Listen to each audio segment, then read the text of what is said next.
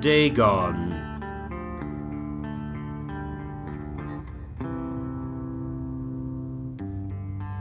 by H.P. Lovecraft.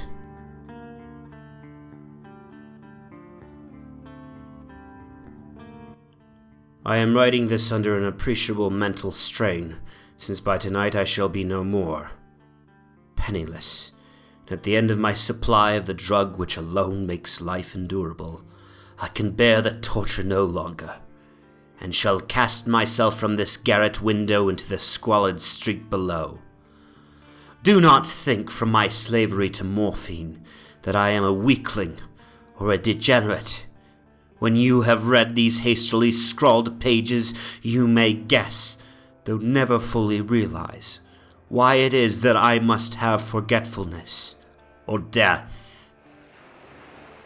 It was in one of the most open and least frequented parts of the broad Pacific that the packet of which I was supercargo fell a victim to the German sea raider.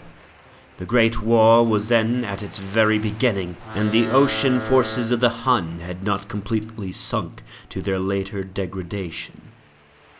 So that our vessel was made a legitimate prize, whilst we of her crew were treated with all the fairness and consideration due us as naval prisoners.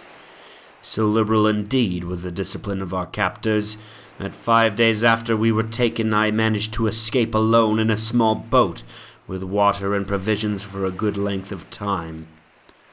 When I finally found myself adrift and free, I had but little idea of my surroundings. Never a competent navigator, I could only guess vaguely by the sun and stars that I was somewhat south of the equator.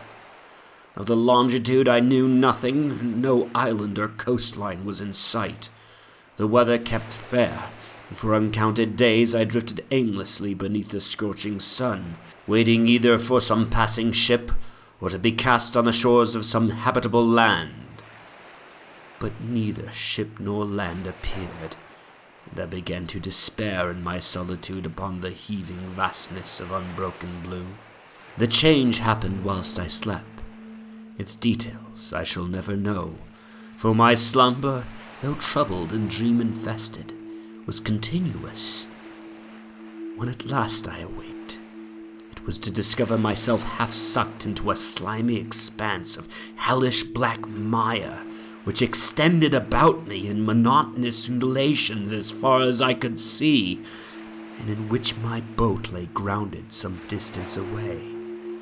Though one might well imagine that my first sensation would be of wonder at so prodigious and unexpected a transformation of scenery, I was in reality more horrified than astonished. For there was in the air and in the rotting soil a sinister quality which chilled me to the very core. The region was putrid, with the carcasses of decaying fish and of other less describable things which I saw protruding from the nasty mud of the unending plain. Perhaps I should not hope to convey in mere words the unutterable hideousness that can dwell in absolute silence and barren immensity. There was nothing within hearing, and nothing in sight, save a vast reach of black slime, yet the very completeness of the stillness and the homogeneity of the landscape oppressed me with a nauseating fear. The sun was blazing down from a sky which seemed to me almost black in its cloudless cruelty, as though reflecting the inky marsh beneath my feet. As I crawled into the stranded boat, I realized that only one theory could explain my position. Through some unprecedented volcanic upheaval, a portion of the ocean floor must have been thrown to the surface, exposing regions which for innumerable millions of years had lain hidden under unfathomable watery depths. So great was the extent of the new land which had risen beneath me, that I could not detect the faintest noise of the surging ocean.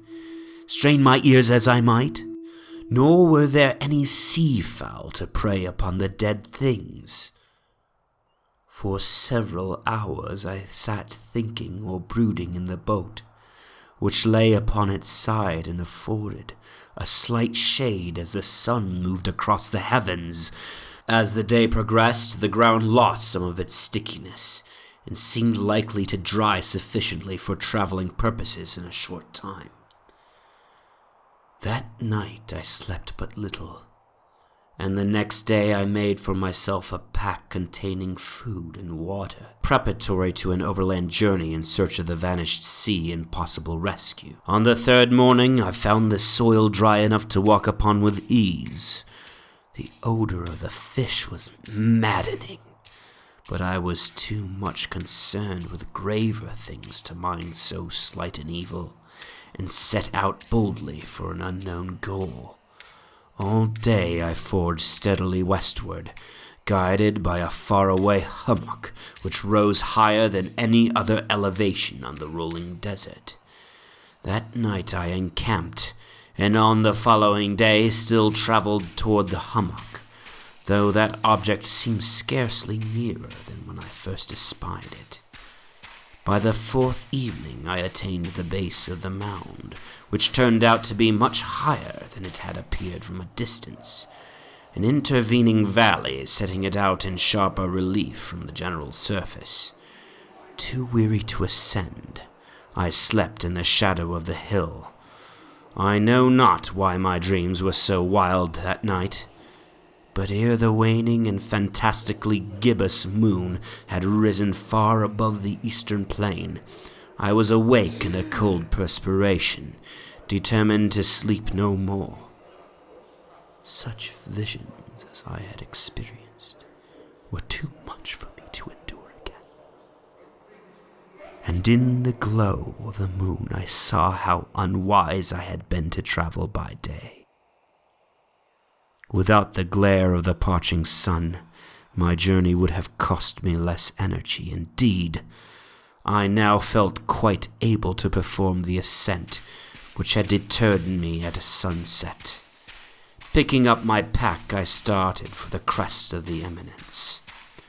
I have said that the unbroken monotony of the rolling plain was a source of vague horror to me, but I think my horror was greater when I gained the summit of the mound and looked down the other side into an immeasurable pit or canyon, whose black recesses the moon had not yet soared high enough to illuminate. I felt myself on the edge of the world, peering over the rim into a fathomless chaos of eternal night. Through my terror ran curious reminiscences of Paradise Lost and of Satan's hideous climb through the unfashioned realms of darkness. As the moon climbed higher in the sky, I began to see that the slopes of the valley were not quite so perpendicular as I had imagined. Ledges and outcroppings of rock afforded fairly easy footholds for a descent, whilst after a drop of a few hundred feet, the declivity became very gradual. Urged on by an impulse which I cannot definitely analyze, I scrambled with difficulty down the rocks and stood on the gentler slope beneath, gazing into the Stygian deeps where no light had yet penetrated.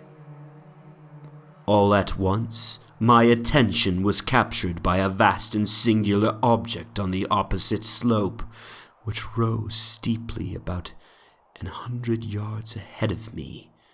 An object that gleamed whitely in the newly bestowed rays of the ascending moon.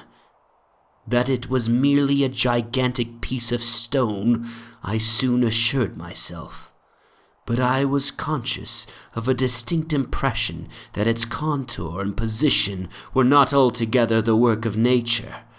A closer scrutiny filled me with sensations I cannot express, for despite its enormous magnitude and its position in an abyss which had yawned at the bottom of the sea since the world was young, I perceived beyond a doubt that the strange object was a well-shaped monolith, whose massive bulk had known the workmanship and perhaps the worship of living and thinking creatures.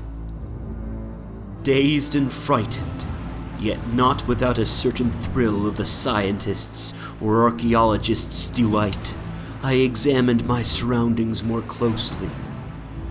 The moon, now near the zenith, shone weirdly and vividly above the towering steeps that hemmed in the chasm and revealed the fact that a far-flung body of water flowed at the bottom, winding out of sight in both directions and almost lapping my feet as I stood on the slope. Across the chasm, the wavelets washed the base of the cyclopean monolith, on whose surface I could now trace both inscriptions and crude sculptures.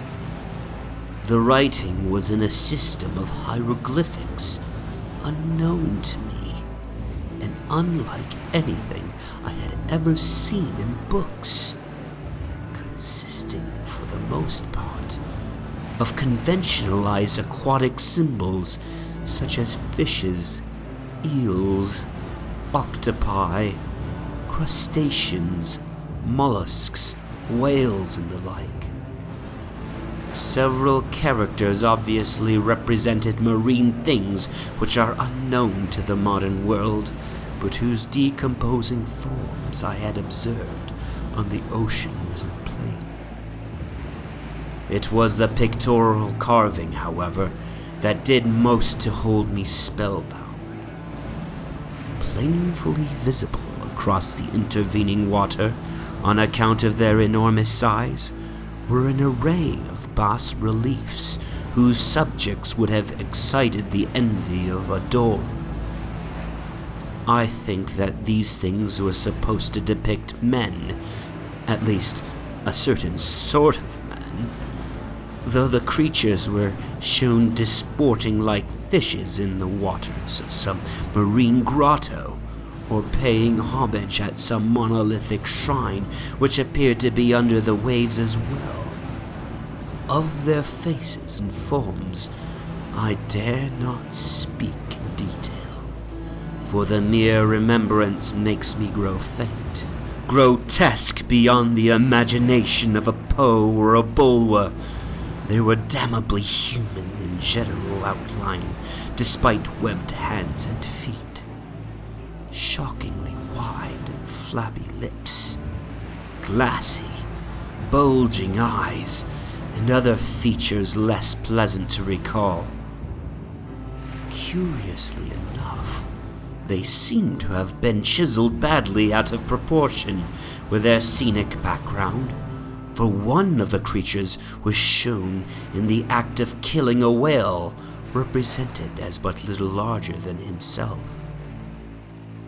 I remarked, as I say, their grotesqueness and strange size, but in a moment decided that they were merely the imaginary gods of some primitive fishing or seafaring tribe, some tribe whose last descendant had perished eras before the first ancestor of the Piltdown or Neanderthal man was born. Awestruck at this unexpected glimpse into a past beyond the conception of the most daring anthropologist, I stood musing whilst the moon cast queer reflections on the silent channel before me. Then suddenly, I saw it, with only a slight churning to mark its rise to the surface. The thing slid into view above the dark waters. Vast, Polyphemus-like, and loathsome. It darted like a stupendous monster of nightmares to the monolith, about which it flung its gigantic, scaly arms, the while it bowed its hideous head and gave vent to certain measured sounds. I think I went mad then. Of my frantic ascent to the slope and cliff, and of my delirious journey back to the stranded boat, I remember little. I believe I sang a great deal and laughed oddly when I was unable to sing. I have indistinct recollections of a great storm some time after I reached the boat. At any rate, I know that I heard peals of thunder and other tones which nature utters only in their wildest moods. When I came out of the shadows, I was in a San Francisco hospital, brought thither by the captain of the American ship which had picked up my boat in mid-ocean. In my delirium I had said much, but I found that my words had been given scant attention. Of any land upheaval in the Pacific, my rescuers knew nothing, nor did I deem it necessary to insist upon a thing which I knew they could not believe. Once I sought out a celebrated ethnologist and amused him with peculiar questions regarding the ancient Philistine legend of Dagon, the fish god. But soon perceiving that he was hopelessly conventional, I did not press my inquiries. It is at night, especially when the moon is gibbous and waning, that I see the thing. I tried morphine, but the drug has given only transient surcease, and has drawn me into its clutches as a hopeless slave. So now I am to end it all, having written a full account for the information or the contemptuous amusement of my fellow men. Often I seek myself if it could not all have been a pure phantasm, a mere freak of fever as I lay sun-stricken and raving in the open boat after my escape from the German man-of-war. This I ask myself, but ever does there come before me a hideously vivid vision in reply. I cannot think of the deep sea without shuddering, the nameless things that may at this very moment be crawling and floundering on its slimy bed, worshipping their ancient stone idols and carving their own detestable likenesses on submarine obelisks of water-soaked granite. I dream of a day when they may rise above the billows to drag down in their reeking talons the remnants of puny, war-exhausted mankind, of a day when the land shall sink, and the dark ocean floor shall ascend amidst universal pandemonium. The end is near. I hear a noise at the door, as of some immense slippery body lumbering against it. It shall not find me! God, that hand! The window! The window!